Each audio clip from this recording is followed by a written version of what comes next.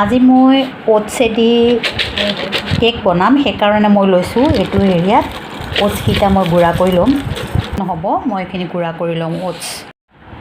এয়া মানে ওটছখিনি মই গুড়া কৰি ল'লোঁ আৰু এয়া দেখিছেনে এইখিনি চেনিৰ গুড়া।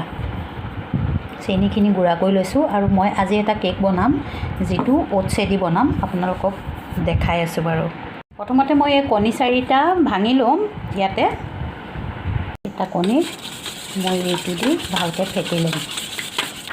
100 গ্ৰাম মই অইল দিলোঁ আৰু ইয়াতে দি দিম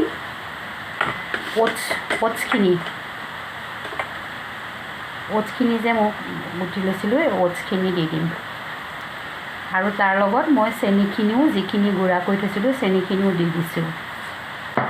এতিয়া মই পেষ্টটো ভালকৈ বনাই ল'ম।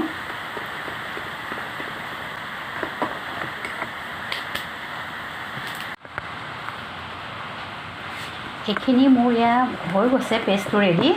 দেখিছেনে এইখিনি হৈছে। এইফালে অভেনটো প্ৰিহিট কৰি লৈছোঁ আৰু এই ইনো 1 পেকেট দিম। ইনো 1 পেকেট দিছোঁ আৰু ইয়াতে মই দিম ইনোখিনি এক্টিভেট হ'বৰ কাৰণে অকণমান পানী দিলোঁ আৰু ভালদৰে মিক্স কৰি ল'লোঁ।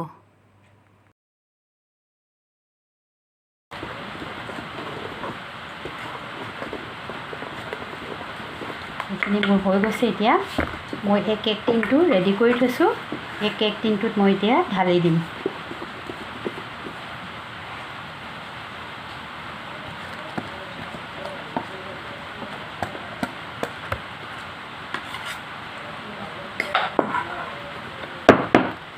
এতিয়া অভেনটো প্ৰিহিট কৰি থৈছোঁ আৰু তাতে মই ভৰাই দিম। এইটো মই অভেনটো প্ৰিহিট কৰি থৈছোঁ আৰু ইয়াতে মই এইটো বহাই দিছোঁ।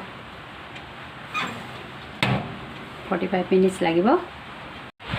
এইটো মোৰ কেকটো হৈ গৈছে, ওটছৰ কেকটো। দেখিছেনে কি ধুনীয়া হৈছে আৰু মই এইটো কাটি পেলাই মই আপোনাক দেখাই আছোঁ দেই।